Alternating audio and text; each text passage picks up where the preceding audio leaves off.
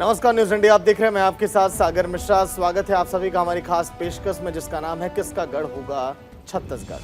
कांग्रेस और बीजेपी के बीच कांटे की टक्कर है। सत्ताधारी कांग्रेस ने राज कायम रखने का दम भरते हुए 40 स्टार प्रचारकों की लिस्ट अब जारी कर दी है।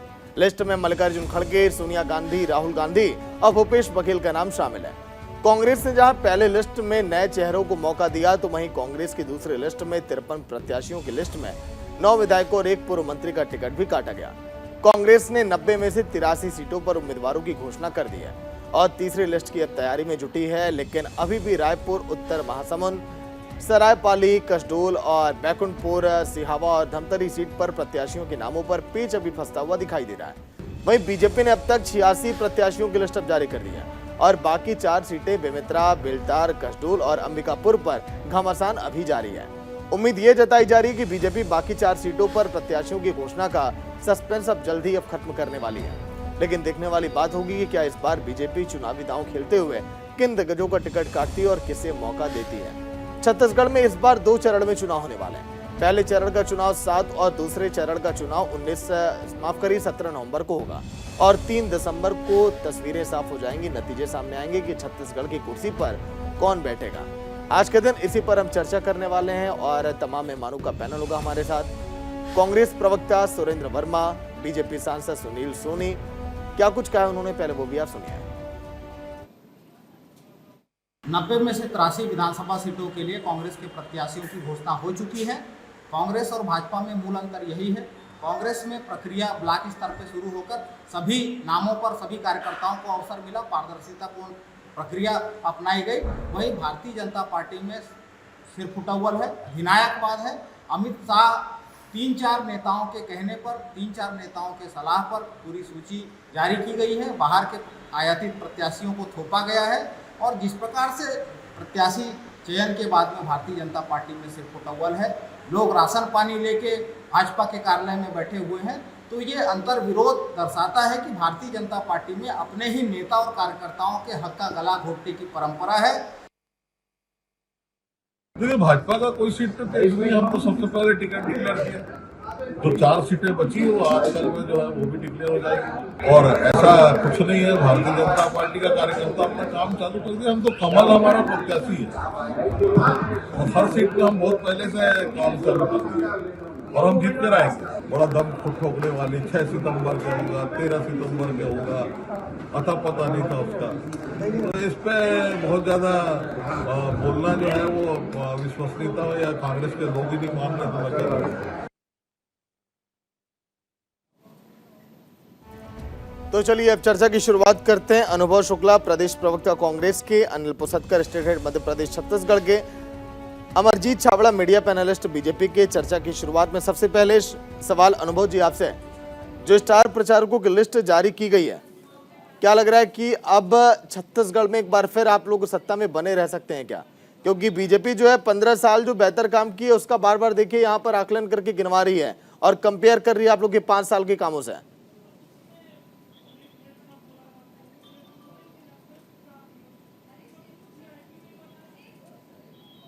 स्टार प्रचारक उनके काम है, हम काम की राजनीति करते हैं, हम नाम की राजनीति नहीं करते हैं।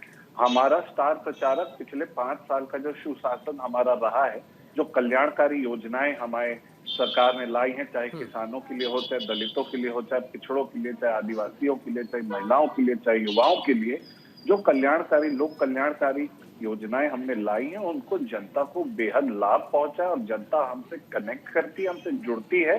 तो हमारे लिए हमारा स्टार प्रचारक हमारा 5 साल का कार्यकाल है और भारतीय जनता पार्टी के लिए पिछले 15 साल का जो कुशासन है, जैसा उदाहरण के लिए आप देख सकते हैं कि आदिवासी क्षेत्रों में 300 से अधिक स्कूल उन्होंने बंद किए, उन्होंने 1000 एकड़ जमीन जो गौ माता जिनके नाम पे वे वोट मांगते हैं उनका बंदर बाट किया।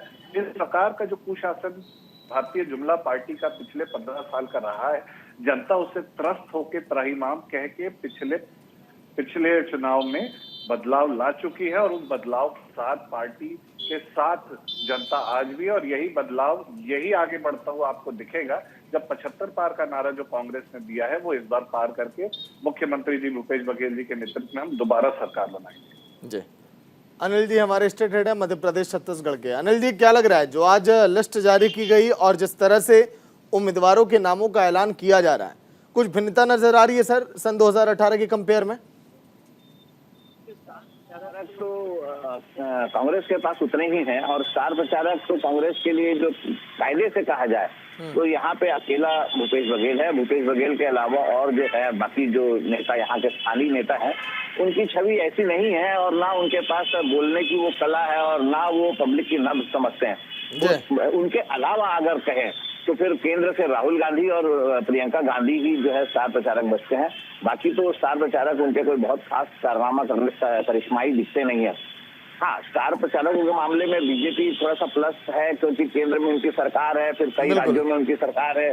जो योगी आदित्यनाथ है वो एक बड़ा ब्रांड है, फायर ब्रांड नेता है और मतलब कठोर हिंदुत्व के जो प्रवर्तक कहलाते हैं, तो वो भी एक भाजपा को अपर हैंड है स्टार प्रचारकों के मामले में।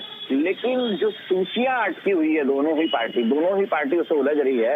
हालांकि भाजपा के सिर्फ 4 नाम अटके हैं लेकिन कांग्रेस के 7 नाम अटके हैं। 7 नाम में सबसे बड़ा जो पेच फंसा हुआ है वो रायपुर राजधानी की ही एक सीट उत्तर पर फंसा हुआ है। राजधानी उत्तर से जो है वो कुलदीप जुनेजा पहले भी विधायक रह चुके, 2 बार हाउसिंग बोर्ड के चेयरमैन भी थे, लेकिन उनका टिकट फंसा होना बड़ा आश्चर्य का विषय है। और उसके साथ ही वो तमाम अटकलबाजियों को भी उससे जो है हवा मिल रही है, अफवाहों को हवा मिल रही है, असंतोष को हवा मिल रही है। तो कांग्रेस के लिए ये बड़ी कठिनाई की बात है। और कसडोल एक ऐसी सीट है जो दोनों ही पार्टियों के लिए मुसीबत का कारण बनी हुई है। कसडोल से भाजपा के जो लोक विधानसभा अध्यक्ष थे गौरीशंकर अग्रवाल, उनकी दावेदारी है, लेकिन शायद पिछली बार हार का अंतर ज्यादा था तो भाजपा उनको टिकट देना नहीं चाहती। और कांग्रेस से जो जीती थी शकुंतला साहू, उनके खिलाफ भी बहुत ज्यादा असंतोष है, तो वो भी एक कारण दिखता है। तो कसडोल दोनों ही पार्टियों के लिए मुसीबत का कारण बनी हुई है। उसके अलावा 3 सीट और जो है बेलतरा, बेमेतरा और अंबिकापुर, ये भाजपा के लिए अटकी हुई है। और कांग्रेस के लिए तो फिर रायपुर उत्तर, इसके अलावा सिहावा, धमतरी, ये सीटें जो है तकलीफ दे रही है। जी सागर। ठीक है, Amarjeet Chhabra media panelist BJP के जुड़ गए। अमरजीत जी आपका भी स्वागत है सर न्यूज इंडिया के इस खास डिबेट शो में। अमरजीत जी, स्टार प्रचारकों की लिस्ट जारी हो रही है, उम्मीदवारों के नामों का देखिए ऐलान अब किया जा रहा है लगातार, लेकिन पिछली बार की अपेक्षा इस बार की प्लानिंग थोड़ी अलग है। आप लोग भी जानते हैं कि 15 साल तक जिस छत्तीसगढ़ पर राज किए, 5 साल तक कांग्रेस ने किया, लेकिन एक बार फिर हाथ से निकल गया तो बड़ी दिक्कत हो जाएगी और आने वाले समय में लोकसभा चुनाव है। क्यों अमरजीत जी? सरकार रही और भारतीय जनता पार्टी ने 15 साल विकास के बहुत सारे कार्य किए। कांग्रेस ने अपने 2018 के चुनाव में एक झूठ का पुलिंदा लाया था और जनता उनके बहकावे में आ गई थी। लेकिन इन 5 वर्षों में जनता ने इस बात को भली भांति समझ लिया कि एक बहुत बड़ी भारी गलती उनसे हुई है और उस गलती को सुधारने के लिए इस बार 2023 का जो इलेक्शन है वो एक बहुत बड़ा मास्टर स्ट्रोक होगा। आप देखेंगे कि प्रदेश में कांग्रेस का है सुपड़ा साफ होने वाला है और यही वजह है कि ये अभी तक टिकटों की घोषणा भी नहीं कर पा रहे। हमने देखा कि हमने लगभग 2 महीने पूर्व ही लगभग बहुत सारी सीटों की घोषणा कर दी थी और सिर्फ 4 सीटों पर हम रुके हुए हैं। लेकिन कांग्रेस आज भी बहुत जगह पर अभी भी बहुत असमंजस की स्थिति है। बहुत सारे इनके विधायक निर्दलीय चुनाव लड़ने के लिए ताल ठोक चुके हैं। कांग्रेस बहुत अपने ही लोगों से घिरी हुई है। तो इसलिए आने वाला जो वक्त है, आने वाला वक्त भारतीय जनता पार्टी की सरकार इस प्रदेश में बनेगी, विकास की फिर से गंगा बहेगी। और भूपेश बघेल ने जो ठगेश के नाम पर एक जो इस भ्रम का जाल फैलाया था, जो झूठ का पुलिंदा फहराया था और 36 वादों पर एक भी वादों पर खरी नहीं उतरी, उन वादों को दरकिनार करते हुए अभी जनता इनके हक में फैसला बिल्कुल नहीं देने वाली है। इनको जनता इस प्रदेश की सत्ता से बाहर करने वाली है। जी शुक्ला जी, इस बार मुद्दा सर क्या आप लोग बनाने वाले हैं? देखिए बीजेपी ये कह रही है, किसी का स्पीकर ऑन है, देखिए आवाज यहाँ लौट कर आ रही है दोबारा। शुक्ला जी मैं ये कह रहा हूं सर कि जिस तरह से आप लोग बताइए मुद्दा बना रहे हैं बीजेपी के लिए, 15 साल में इन्होंने कुछ भी नहीं किया, लेकिन मुख्य मुद्दा सर घोषणा पत्र के बाद होता है कि घोषणा पत्र में आपने कौन सी बातें कही, बीजेपी ने कौन सी बातें कही, मुद्दा उसी को बनाया जाता है। तो इसको लेकर क्या कुछ है, क्या तैयारी आप लोग की?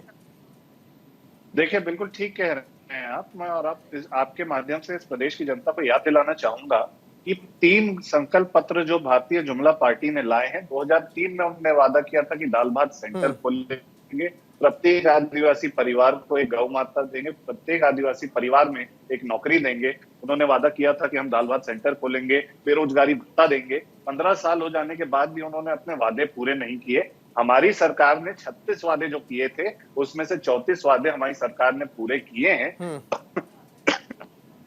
और जनता वो देख रही है। मैं उदाहरण के तौर पे बताना चाहूंगा कि जैसे किसानों के लिए 1.5 लाख करोड़ रुपए की हमने पूरी निधि उनको प्रदान करी है। राजीव गांधी न्याय योजना के तहत इनपुट सब्सिडी देते हैं हम, और 107 लाख मेट्रिक टन की धान की खरीदी करी है। 2640 रुपए पूरे देश में, इससे ज्यादा धान की कीमत किसी किसान को नहीं मिलती है। नरेंद्र मोदी के खुद के जहां से वो आते हैं और जहां से वो चुनाव लड़ते हैं, उन दोनों राज्यों में 1100-1200 रुपए से ज्यादा किसी किसान को प्राप्त नहीं होता है। स्वामी आत्मानंद स्कूल के तहत हमने 250 से अधिक अंग्रेजी माध्यम के स्कूल खोले हैं। मुख्यमंत्री कौशल विकास योजना के तहत 50,000 से अधिक लोगों की कौशल की ट्रेनिंग करी है, 25,000 लोगों को नौकरी दी है। आदिवासियों की बात करें तो इनके समय में 300 से अधिक स्कूल और अस्पताल बंद हो जाते हैं, वो हमारी सरकार आने की खरीदी हमारी सरकार 65 से अधिक कर देती है। समर्थन मूल्य 2500 से 4000 कर देती है। उसके अलावा लोहारी गुंडा में जो जमीन है, जो ये हड़पे थे, वो हमने लौटाई। जो फर्जी केस इनने करवाए थे वो हमने कमेटी बैठा के वापस करवाए। नगर नार का प्लांट हम खरीदने की बात करते हैं तो इनके नेता अपने अडानी को देना चाहते हैं, क्योंकि वैसे भी अडानी की सरकार है। हाट बाजार क्लिनिक में 1 करोड़ लोगों से ज्यादा को लाभ पहुंचाए। शहरी स्लम स्वास्थ्य योजना में 50 लाख लोगों को ज्यादा स्वास्थ्य पहुंचाए। दाई दादी क्लिनिक खोले गए हैं। धनवंतरी योजना के तहत, धनवंतरी जनवरी योजना के तहत 100 करोड़ से अधिक रुपए का लाभ जनता को पहुंचा है। उनके पैसे बचे हैं। बिजली बिल हाफ हुआ है। ओलंपिक की स्थापना कराई है। राम वन गमन पथ बनवाया है। संस्कृति का ख्याल रखा है। तीज, हरेली, पोरा, ये सारे त्योहार मुख्यमंत्री निवास में मुख्यमंत्री भूपेश कांग्रेस की सरकार बनने के बाद बने हैं। पिछले 15 साल इन्होंने सिर्फ भ्रष्टाचार किया है। ठीक है, लेकिन अनिल जी देखिए, मुझे लगता है कि 25 और 30 तारीख के बाद देखिए घमासान और भी यहाँ दिलचस्प हो जाएगा छत्तीसगढ़ की राजनीति का, क्योंकि कहा जा रहा है कांग्रेस भी 25 तारीख को घोषणा पत्र जारी कर सकती है, बीजेपी हो सकता है 30 तारीख तक ला दे। कुछ अनुमान लग पा रहा है क्या इस बारे में? मैं आपको वही बता रहा हूँ कि सागर देखिए क्या है, घोषणा पत्र को हम एक पॉलिटिकल टूल या पॉलिटिकल इंस्ट्रूमेंट ही कह सकते हैं। वो कब काम कर जाए कोई भरोसा नहीं। पिछली बार जरूर कांग्रेस का जो घोषणा पत्र काम कर गया था।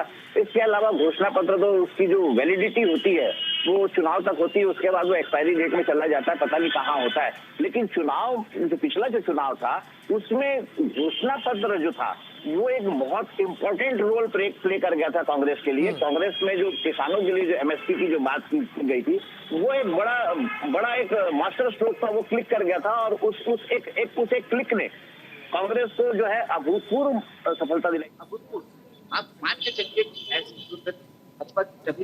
जैसी पिछले चुनाव में हुई थी, उसके पीछे कारण जरूर था। एक कारण ये भी था घोषणा पत्र। लेकिन घोषणा पत्र ऐसा नहीं है कि सिर्फ एक फैक्टर होता है। लेकिन अभी जो छत्तीसगढ़ में जो हाल है, जो मुद्दे हैं वो हर क्षेत्र में अलग अलग है। जैसे कवर्धा और बेमेतरा साझा इलाके में जो है वहाँ हिंदुत्व जो है एक बड़ा मुद्दा बनकर उभरा है। उसके अलावा बस्तर में धर्मांतरण एक बड़ा मुद्दा बन के उभरा है। तो हर क्षेत्र की अलग अलग समस्याएं और हर क्षेत्र में जो है छत्तीसगढ़ में अलग अलग जो है डिमांड है और अलग अलग जो है उसके लिए घोषणा पत्र इनको जारी करना पड़ेगा। घोषणा पत्र के अलावा भी इनको कुछ न कुछ नया करना पड़ेगा, अन्यथा जो स्थिति है, जो असंतोष है, वो एक बड़ा फैक्टर है कांग्रेस के लिए।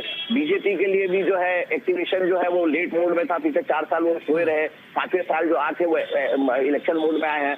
तो बहुत सारी बातें हैं और सिर्फ घोषणा पत्र के भरोसे कोई अगर चुनाव जीत सकता था तो फिर तो भाजपा का भी चुनाव घोषणा पत्र कोई कमजोर नहीं होता है। जी देखिए घोषणा पत्र की बात अगर आप कर रहे हैं तो इसीलिए मुझे लग रहा है कि दोनों पार्टियों के घोषणा पत्र में एक चीज हम कॉमन देखेंगे, वो है छत्तीसगढ़ियावाद, यानी कि परंपरा, कला, संस्कृति को कैसे बढ़ावा दिया जाए अगर हम चुनाव जीत कर आएंगे, इस पर ज्यादा फोकस रहने वाला है। आप लोग भी इसी बारे में सोच रहे होंगे, क्यों अमरजीत जी? छत्तीसगढ़ राज्य की स्थापना देश के प्रधानमंत्री स्वर्गीय अटल बिहारी वाजपेयी जी ने की थी। इसी सोच के साथ की थी कि मध्य प्रदेश से अलग होकर छत्तीसगढ़ अपनी लोक कला संस्कृति को बढ़ाएगा, यहाँ के लोगों की खान पान बोली को बढ़ावा मिलेगा। और हमने लगातार इस दिशा में कार्य भी किया।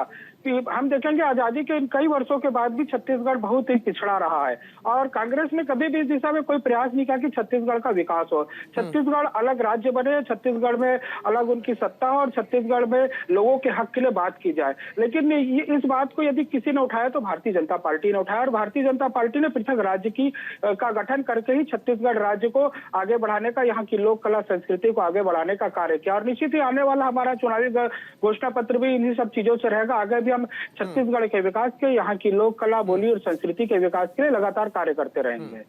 चल ठीक है सर, छत्तीसगढ़ियावाद के जरिए आप लोग क्या करेंगे, चर्चा इस पर हम लगातार अभी जारी रखेंगे। एक छोटा सा ब्रेक, जल्द हाजिर होंगे। चलिए ब्रेक के बाद आपका स्वागत। लगातार चर्चा हम कर रहे हैं कि आखिर किस तरह से छत्तीसगढ़ में बीजेपी कांग्रेस अपना दांव चलने में लगे हैं। अनिल जी बने हुए, अमरजीत जी बने और शुक्ला जी भी बने हुए हैं कांग्रेस की तरफ से, जिनसे लगातार हम चर्चा कर रहे हैं। अनिल जी, छत्तीसगढ़ियावाद जिसका जिक्र हमने किया है, लग रहा है ना कि इसी पर दोनों पार्टियां फोकस करेंगी इस बार, क्योंकि देखिए जमीनी मुद्दे तो कई बार हवा हवाई रह जाते हैं और परंपरा को लेकर, कला और संस्कृति पर जब हम बात करते हैं तो लोगों का इमोशन उससे जुड़ता है। अनिल जी।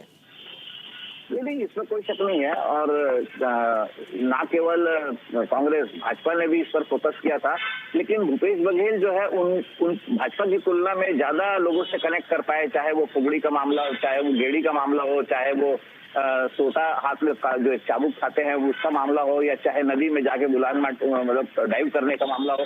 तो वो एक और छत्तीसगढ़िया ओलंपिक भी उन्होंने चालू किया, जिसमें गिल्ली डंडा, भंवरा आदि सब खेलों को प्रमोट किया। लेकिन उसके अलावा भी जो बातें हैं तो सिर्फ एक फैक्टर नहीं हो सकता। इसमें कोई शक नहीं है कि फोकस दोनों पार्टी का उस पर है, धान पर फोकस है, किसान पर फोकस है। लेकिन जो वनांचलों में जो धर्मांतरण हुआ वो एक बड़ा इशू है। कवर्धा और जो बेमेतरा के गिरन गांव नाम के गांव में लिंचिंग हुई वो एक बड़ा इशू है। तो हर इलाके में जो है वो अलग अलग इशू उठाए जा रहे हैं और बीजेपी भी इस बात को समझ चुकी है कि उसको सरकार में वापस आना है।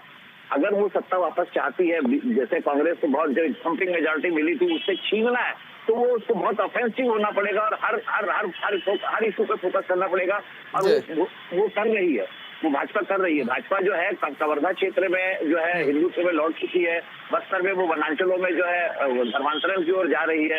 तो ये सब चीजें हैं, इशूज तो हैं। जी सागर। चलिए ठीक है सर, आखिरी लम्हे में एक छोटा छोटा कमेंट हम ले लेते हैं बीजेपी कांग्रेस की तरफ से भी। बताइए शुक्ला जी, 30 से 40 सेकंड सर आपके लिए, क्योंकि देखिए चुनावी मौसम में और अगर आप लोग टीवी डिबेट में बैठते हैं तो एक बड़ा मौका होता है कि प्रदेश की जनता को आप लोग संदेश भी दें जाते जाते हैं। बोलिए। देखिए, छत्तीसगढ़ की संस्कृति को अगर किसी ने मान दिलाया है राष्ट्रीय पटल से अंतर्राष्ट्रीय पटल में, तो कांग्रेस की सरकार ने दिलाया। पिछले 15 सालों में भारतीय जुमला पार्टी की सरकार ने सिर्फ भ्रष्टाचार किया है और अपमान किया है छत्तीसगढ़ की संस्कृति का। उन्होंने कोई भी ऐसा कार्य नहीं किया जो संस्कृति को बढ़ावा देता हो। हमारी सरकार आने के बाद, जैसा मैंने पहले भी बताया, कि राम वन गमन पथ बनवाया, माता कौशल्या का मंदिर बनवाया, आदिवासी पर्व सम्मान निधि के तहत 2000 पंचायतों को 10,000 रुपए दिए हैं, कृषिहीन मजदूर न्याय योजना के तहत आदिवासी देवस्थलों को, जहां पुजारियों को, बैगा को 7,000 रुपए देने का सम्मान निधि समर्थन देने का हमारी सरकार ने काम किया है। तीज, पोरा, हरेली जैसे त्योहार, जैसा कि मैंने बताया, हमारी सरकार आने के बाद मुख्यमंत्री निवास में बनना शुरू हुए। उसके पहले इन्होंने सिर्फ अपमान किया है छत्तीसगढ़ को 15 साल तक।